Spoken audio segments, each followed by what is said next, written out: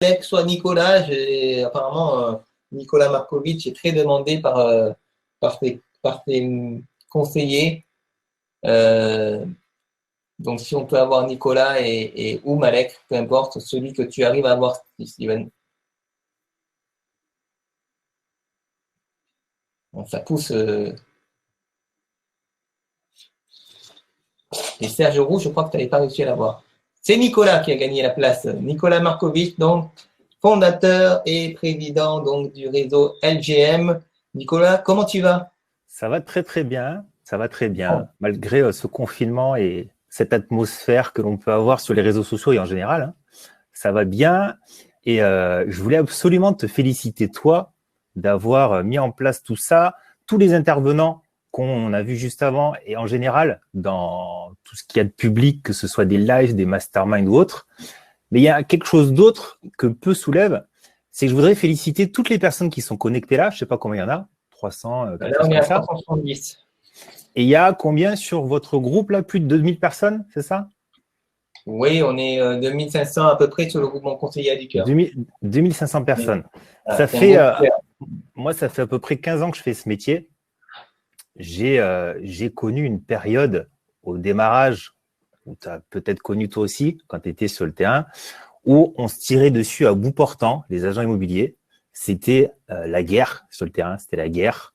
Les réseaux de mandataires, ils n'existaient pas encore.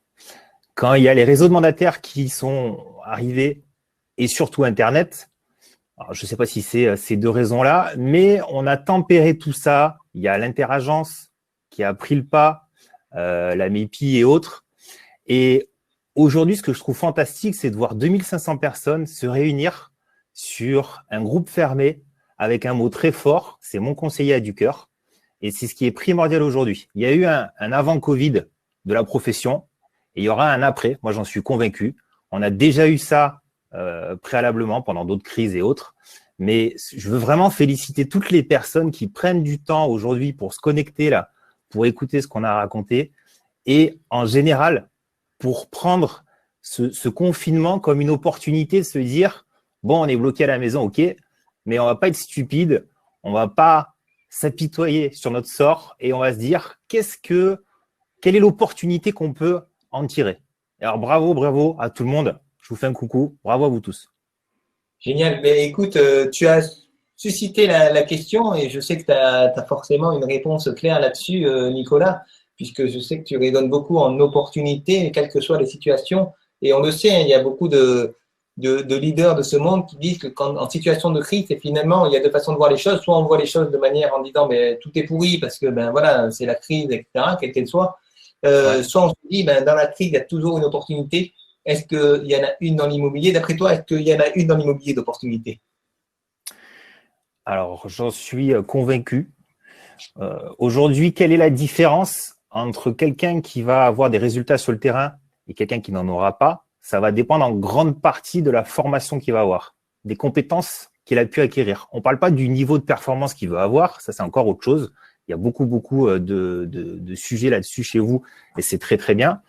Nous, on est un réseau où on ne va pas forcément chercher à avoir que des conseillers qui vont vers le top performance, on en a, mais le but c'est de trouver des personnes qui ont envie de s'épanouir dans un métier où la relation client, elle est extraordinaire. Elle est bien au-delà que ce qu'on peut avoir dans beaucoup de métiers. On rentre dans un projet de vie, projet d'achat, un projet de vente, ok. On rentre vraiment dans l'intimité des gens et on essaye de leur trouver des solutions.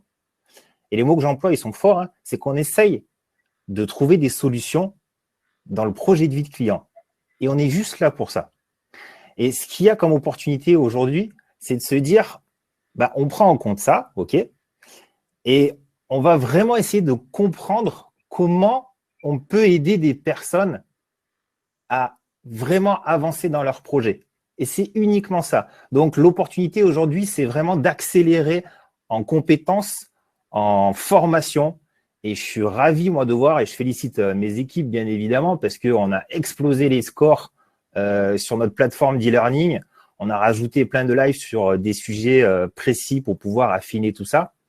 Et je trouve ça extraordinaire parce qu'on va ressortir de ce confinement avec une expertise, mais bien au-delà de ce qu'on avait avant et de ce qu'on essayait de mettre en place dans notre réseau.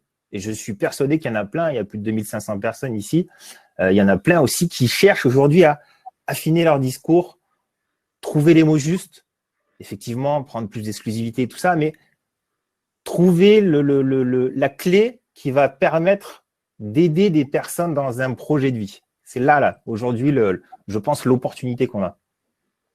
Génial. Donc, je pense que tu es d'accord avec l'idée aussi que c'est une opportunité aussi pour faire une espèce d'introspection sur soi-même et en même temps, il y a l'immobilier d'un côté, mais il y a aussi une chose qui est primordiale, c'est ben, voilà, comment on peut se développer humainement. C'est un peu ce que tu as dit, mais je le reprends dit autrement.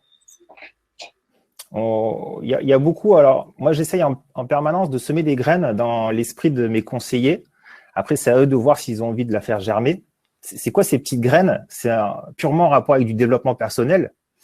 Parce que pour moi, 90% de nos résultats, réussite, en fonction de nos objectifs, nos souhaits, nos rêves, c'est purement avec ce qu'il y a dans notre tête, avec l'état d'esprit.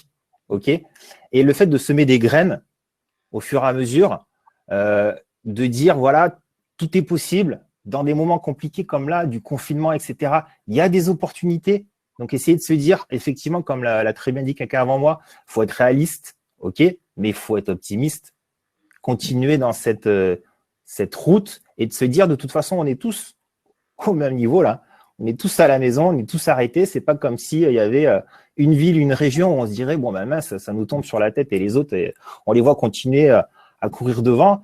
Non, on est tous au même niveau. Donc, on est en train de tous se dire, bon, OK, maintenant, qu'est-ce que je peux mettre en application une fois qu'on a avalé la pilule? C'est toujours pareil.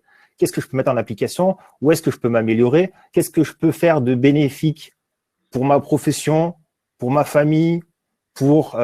j'ai vu des personnes, j'ai pas retenu, qui a une grande barbe là, chez vous. Il sera là à la conclusion à la fin. Qui fait plein de choses, mais qui sont extraordinaires en cette période. Donc, félicitations à lui. Faut garder voilà, ce confinement comme une opportunité. Alors, on verra ce que nous dira Macron ce soir sur les délais. Mais c'est pareil. Voyons au pire des cas et anticipons, organisons notre agenda en fonction de ça. Si c'est voilà, du fin mai, c'est du fin mai. Si on est avant, c'est avant. Voilà. Gardons l'esprit clair et positif. Génial. Merci infiniment, Nicolas. Tu restes avec nous. Voilà, avec grand plaisir. On va revenir à la fin. On verra comment on s'organise pour la fin. Mais en tout cas, merci infiniment. Merci, Olivier. À très vite.